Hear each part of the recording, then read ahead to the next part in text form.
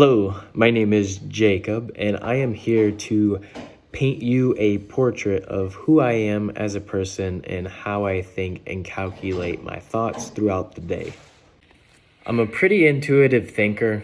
I usually gather information and then construct a vision out of the stuff that I gather and plan out the path that I'm going to follow in order for me to get to my destination.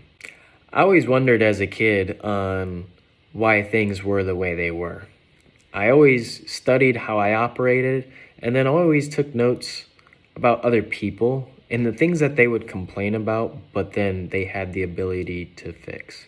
And these things really kind of drove me through my childhood, and they are the same way I think and learn now.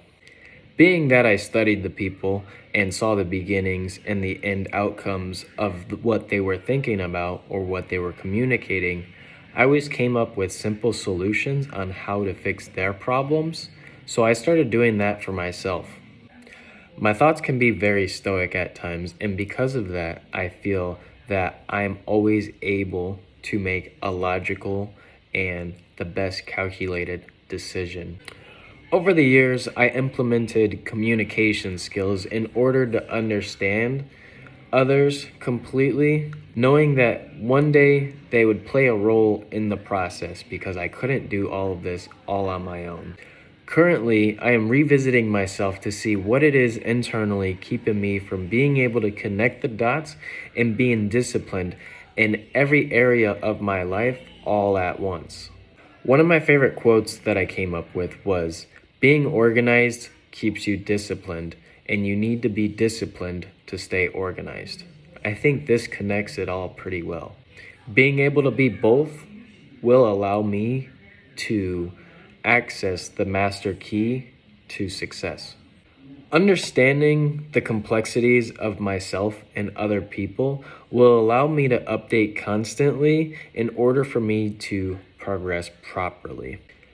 The knowledge of going through something and the wisdom of having been through it both play a huge part in this, and they both allow you to constantly reconstruct your vision of the world. And that is something that I am very proud to say that I do constantly. Being able to do all of these things will allow you to finally take control of your life and grasp the things that you always wanted. I think that being able to write down, communicate, and consciously decide on things is something that most humans lack.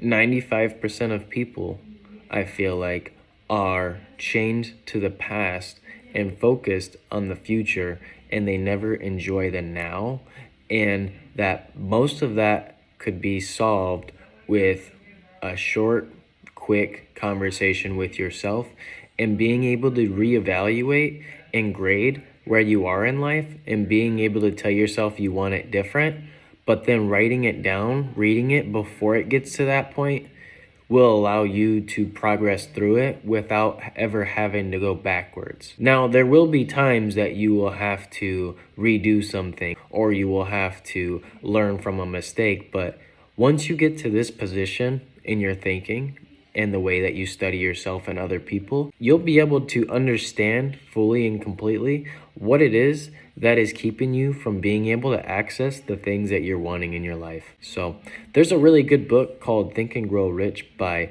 Napoleon Hill, and he kind of breaks these down into 13 different steps. This book is really good at being able to recognize and communicate with the reader and the audience what it is that we need to do and implement in our lives in order for us to be successful. After being able to study these things and what it is that is allowing you to stay where you are and showing you where you want to go, you will be able to apply them in a way that is effortless. You're able to do things that you never thought you could do before. And these are so important to our everyday lives because we are here to be free, creative, and have fun, not be these slaves that work from 9 to 5 and don't have any dreams, goals, passions, or anything that they're working towards, and being upset with everyday life. I mean, we're so gifted and should be so grateful for everything that has been supplied to us by the universe that we should be able to share it and distribute it evenly. It's almost like they said when we were kids, is to share your toys and be nice to them. So if we're able to do that every day to ourselves and others, then there is no reason why we wouldn't be able to all have our self-portraits on the museum walls.